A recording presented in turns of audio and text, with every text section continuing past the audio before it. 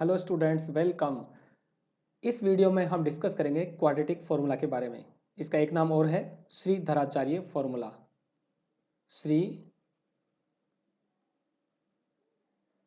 श्रीधराचार्य सूत्र। तो ये एक संस्कृत का वर्ड है। सूत्र में इस फॉर्मूला होता है। इसको श्रीधराचार्य फॉर्मूला के नाम से भी जानते हैं। और स्टूडेंट्स, ये हमारी एनसीईआरटी बुक में भी ऐसा गिवन है। तो ये फॉर्मूला ऐसा क्यों है? तो ये वीडियो बड़ा मज़ेदार होने वाला है। और अगर इस चैप्टर के बाकी वीडियोस देखने हैं तो डिस्क्रिप्शन में आपको लिंक मिल जाएंगे। आप वीडियो में ऊपर आई बटन पर भी क्लिक कर सकते हैं। तो चलिए देखते हैं श्रीधराचार्य सूत्र यानी कि क्वाड्रेटिक फॉर्मूला ऐसा ही क्यों है। जैसा कि यहाँ लिखा है, -b plus minus √b² -4ac/2a। Okay students, तो सबसे पहले स्टार्ट करते हैं हम क्वाड्रेटिक इक्वेशन के साथ। सपोज हमारी क्वाड्रेटिक इक्वेशन है ax² plus bx plus c equal 0 और यहाँ पर a नॉट इक्वल टू 0 होगा। बाकी b और c की वैल्यू कुछ भी हो सकती हैं, बट a 0 के बराबर कभी नहीं होगा, बिकॉज जब भी a 0 होगा तो x² वाली जो टर्म है वो वेनिश हो जाएगी और ये इक्वेशन लीनियर इक्वेशन में कन्वर्ट होगा। ओके, अब हमारे पास कुछ स्टेप्स हैं जिनको यूज़ करके हम इस फॉर्मूला को डिराइव करते हैं। और जब भी हम एक्सरसाइज के क्वेश्चंस सॉल्व करेंगे तो उसी मेथड से करेंगे।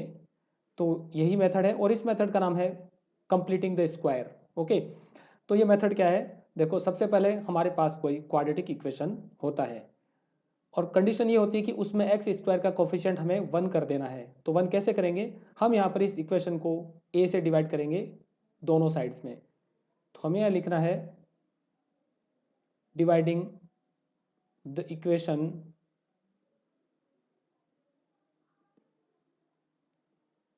by a on both sides। Okay students, अब हमें इसको a से डिवाइड करना है। तो ये होगा ax²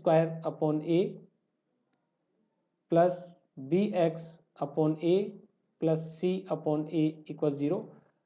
थोड़ा सा इसको सिंप्लीफाई करते हैं तो हमारे पास मिलता है x² plus b/ax plus c/a equal 0। और बाद में हम इसी में क्या करते हैं, एक छोटा सा चेंज करते हैं कि इसके कांस्टेंट टर्म को हम राइट साइड में ट्रांसपोज करते हैं। तो यहाँ से हमें एक इक्वेशन मिलेगी x² plus bx/a equals -c/a। ये दो स्टेप्स हमें एज इट इज़ करनी है। कोई भी इक्वेशन सोल्व करनी हो तो सबसे पहले हम इक्वेशन को उस कोफिशिएंट से डिवाइड करेंगे जो x² का होता है और फिर कांस्टेंट टर्म को राइट साइड में हम ट्रांसपोज करेंगे। देन हमें क्या करना है, एक बहुत ही इंपॉर्टेंट स्टेप यहाँ पर है स्टूडेंट्स। अगर यहाँ पर मिस्टेक होती है तो हमारे रूट्स गलत आएंगे, कभी भी सही नहीं हो सकते। तो स्टेप क्या है, यहाँ जो x का कोफिशिएंट है वो हम फाइंड करेंगे। तो ये काम आपको रफ में कर देना है। x का कोफिशिएंट यहाँ पर होगा हमारा b/a। आप देख सकते हो x का कोफिशिएंट क्या है, b/a। अब इसका हमें हाफ कर देना है। तो हाफ यहाँ पे होता है b/2a और फिर इसका स्क्वायर लेना है और इस नंबर को, ये जो हमने स्क्वायर किया है, इसको इक्वेशन के दोनों तरफ ऐड करना है, यानी कि लेफ्ट और राइट में। तो आई थिंक अब आप समझ गए होंगे कि हम किसी नंबर को पर्टिकुलरली उसी नंबर को क्यों दोनों तरफ ऐड करते हैं। तो हो सकता है एनसीईआरटी में या कुछ और बुक्स में ये डायरेक्ट गिवन हो, तो आपको डिटरमिन करना है कि कौन से नंबर को हम दोनों तरफ ऐड करें। और ये ऐड क्यों करते हैं? हम आइडेंटिटी बनाने के लिए। जो आइडेंटिटी होती है x plus y whole square equals x² plus 2xy plus y²। और ये बहुत ही वेल नोन आइडेंटिटी है जो हम क्लास 8 से पढ़ रहे हैं। तो यहाँ पर हम रफ वर्क करेंगे। तो स्टूडेंट्स, आपको रफ वर्क करना है। जब भी क्वेश्चन आए एग्जाम में तो आपको फाइंड कर लेना है कि x का कोफिशिएंट क्या है, उसका हाफ करना और उसका स्क्वायर करना। तो हम यहाँ लिखते हैं adding b/2a square on both sides. Okay, तो जो इक्वेशन है वो अब इस तरह से होगी, x² plus bx/a plus b/2a whole square equals b/2a whole square minus c/a। क्योंकि राइट साइड में हमने इस वैल्यू को ऐड किया है। अब इसको और थोड़ा सिंप्लीफाई करते हैं तो स्टूडेंट्स, यहाँ पे बहुत ही एक मैजिकल बात होती है। वो ये होती है कि ये जो लेफ्ट हैंड साइड हमारी है ये ऑटोमेटिकली एक आइडेंटिटी में कन्वर्ट हो गई है। और आइडेंटिटी कौन सी है? आपने देखा होगा x plus y whole square equals x square plus 2xy plus y square. और इक्वेशन की लेफ्ट हैंड साइड को इस फॉर्म में लाने के लिए ही हमने b/2 होल स्क्वायर को दोनों साइड ऐड किया था। तो अब आपको ये करना है, अगर यहाँ पर आपको कुछ समझ में नहीं आए तो ये स्टेप आप डायरेक्ट लिख सकते हैं। तो हम यहाँ पे ये लेंगे, देखिए यहाँ पर x का स्क्वायर हो रहा है तो हम x लेंगे, ये वाला साइन प्लस का है तो हम प्लस लेंगे, और आपको याद रखना अगर ये साइन माइनस का है तो हम यहाँ माइनस लेंगे, ठीक है।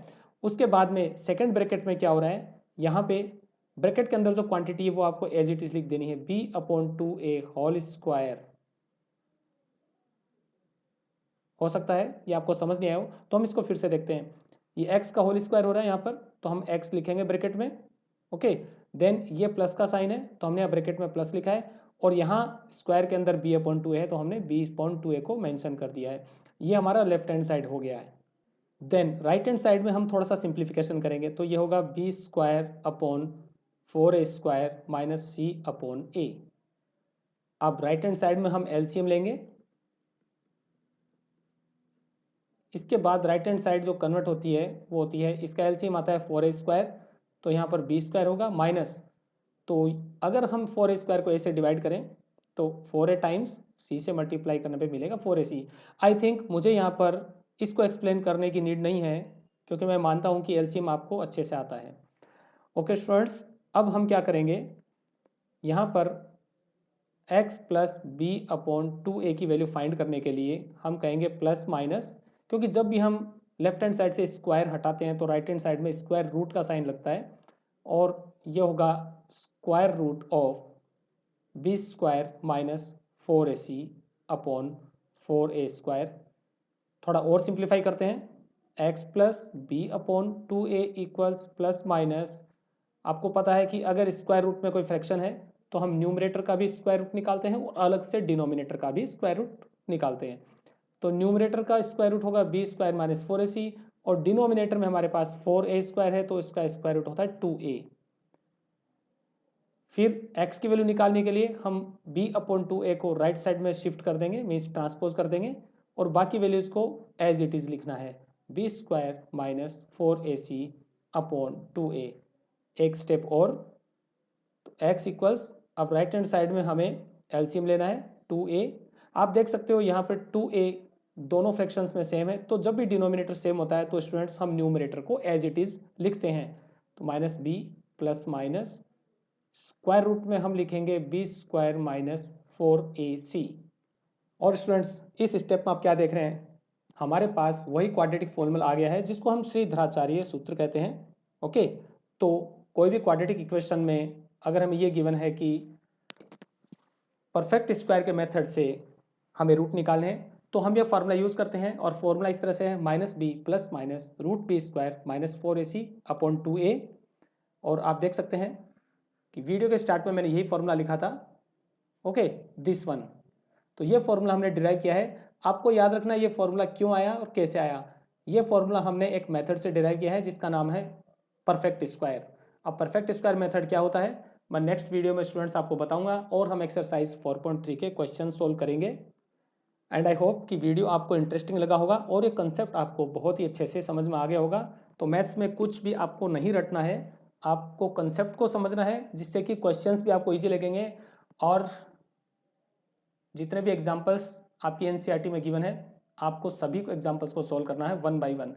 एग्जाम्पल बिल्कुल नहीं छूटने चाहिए, क्योंकि बहुत बार ऐसा होता है कि एनसीईआरटी का जो एग्ज़ाम होता है, आई मीन सीबीएसई का, उसमें एग्जाम्पल्स भी पूछे जाते हैं। Okay students, so I hope you will share this video with your friends, like the video, subscribe the channel. Again I want to remind you कि बाकी वीडियोस के लिंक देखने के लिए आप डिस्क्रिप्शन में जा सकते हैं और ऊपर आई बटन पर भी क्लिक कर सकते हैं। Okay everyone, have a nice day.